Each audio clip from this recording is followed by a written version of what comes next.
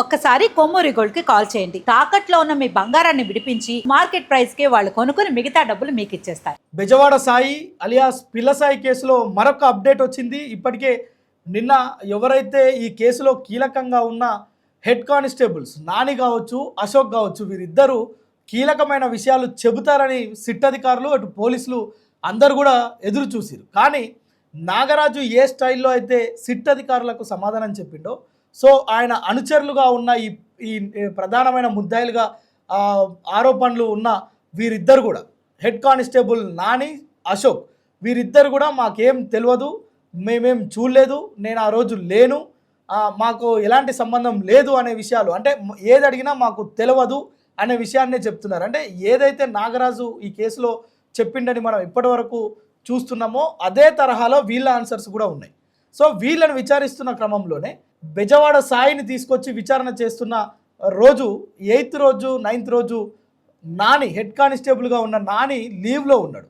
So ఈ క్రమంలో అశోక్కే మొత్తం తెలుసు. ఈ 2 రోజులు కూడా వ్యక్తిగత సహాయకుడిగా సిఐకి వ్యవహరించిన అశోక్కే విషయాలన్నీ తెలుసు అని చెప్పి పోలీసులు, సిట్ అధికారులు మొత్తం భావించి తనపైన ఒత్తిడి చేసి తను ఏవైతే ఆ 2 రోజులు 3 రోజులు ఏం జరిగిందో కక్కించే ప్రయత్నం చేశారు. కానీ తను కూడా నోరు మెదపకపోవడం, మరి కొన్ని విషయాల్లో నోరు జారినట్లుగా మనకు తెలుస్తుంది.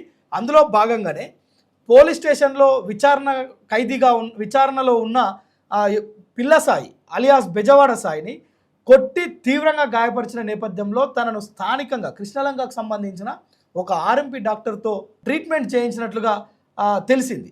సో ఇందులో భాగంగానే బాబురావు స్టేట్మెంట్ కూడా తీసుకున్నారు. అదే పోలీస్ స్టేషన్లో కానిస్టేబుల్గా విధులు నిర్వర్తిస్తున్న బాబురావు కూడా ఇందులో కీలకంగా ఉన్నారు, సిఐ నాగరాజు చెప్పినట్లు చేసిండ్రు అనే ఆరోపణలపైన నిన్నటి వరకు బాబురావును కూడా ఎంక్వైరీ చేసిరు. సో ఈ ఎంక్వైరీలో మొత్తంలో దెబ్బలు కొట్టిన తర్వాత తను అపస్మారక స్థితికి వెళ్ళిన తర్వాత పిల్ల సాయి అలియాస్ బెజవాడ సాయికి ట్రీట్మెంట్ అందించేందుకు కృష్ణలంకలో ఉన్న ఒక ఆర్ఎంపీ వైద్యున్ని అడిగినట్లు, తను పోలీస్ స్టేషన్కే వచ్చి ట్రీట్మెంట్ ఇచ్చినట్లుగా కూడా విషయాలు బయటకు వచ్చినాయి. సో ఇందుకు సంబంధించి పోలీసులు ఇప్పుడు ఆర్ఎంపీ డాక్టర్ అయితే ఈ ఇష్యూ జరిగిన తర్వాత ఆర్ఎంపీ డాక్టర్ కూడా కనబడకుండా పోయిండు, అబ్స్కాండ్ అయిపోయిండు.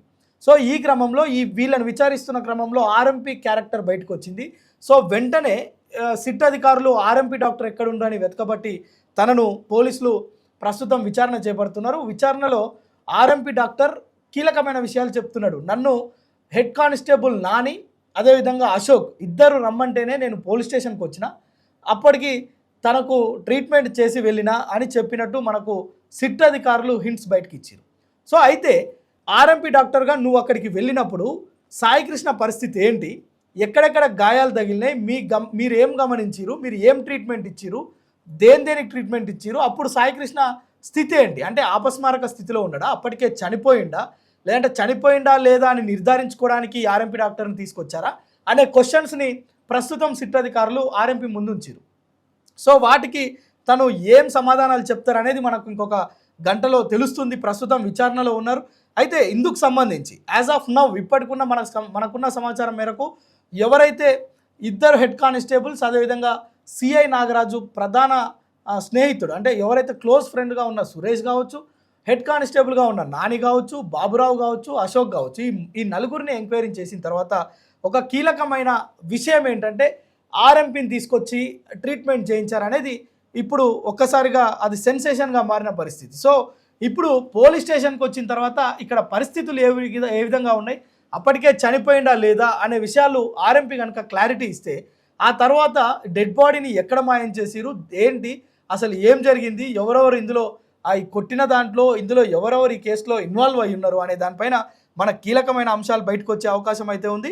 అయితే ఈ యొక్క మొత్తం అసలు ఈ ట్రీట్మెంట్ ఎలా చేసిండు, తను ఏం చేసిండు అనే విషయాలు కూడా మరి కొద్ది క్షణాల్లో మనకు తెలిసే అవకాశం ఉంది. ఏదేమైనప్పటికీ కూడా పిల్ల సాయి అలియాస్ బెజవాడ సాయి కేసులో ఇప్పటికి కూడా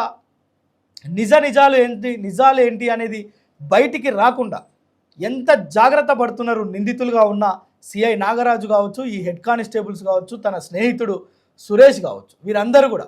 సో వీళ్ళను దశల వారీగా అందరినీ వేర్వేరుగా కంబైన్డ్గా సిట్ అధికారులు ఎంక్వైరీ చేస్తున్నారు. సో మరికొద్ది గంటల్లోనే మనకు ఆర్ఎంపీ డాక్టర్ కీలకమైన విషయాలు చెప్తున్నట్లుగా అవన్నిటిని బయటికి వెల్లడించే పరిస్థితులు కూడా కనిపిస్తున్నట్లుగా తెలుస్తుంది. చూద్దాం ఆర్ఎంపీ డాక్టర్ ఏం చెప్తారో కొంత వేచి చూద్దాం.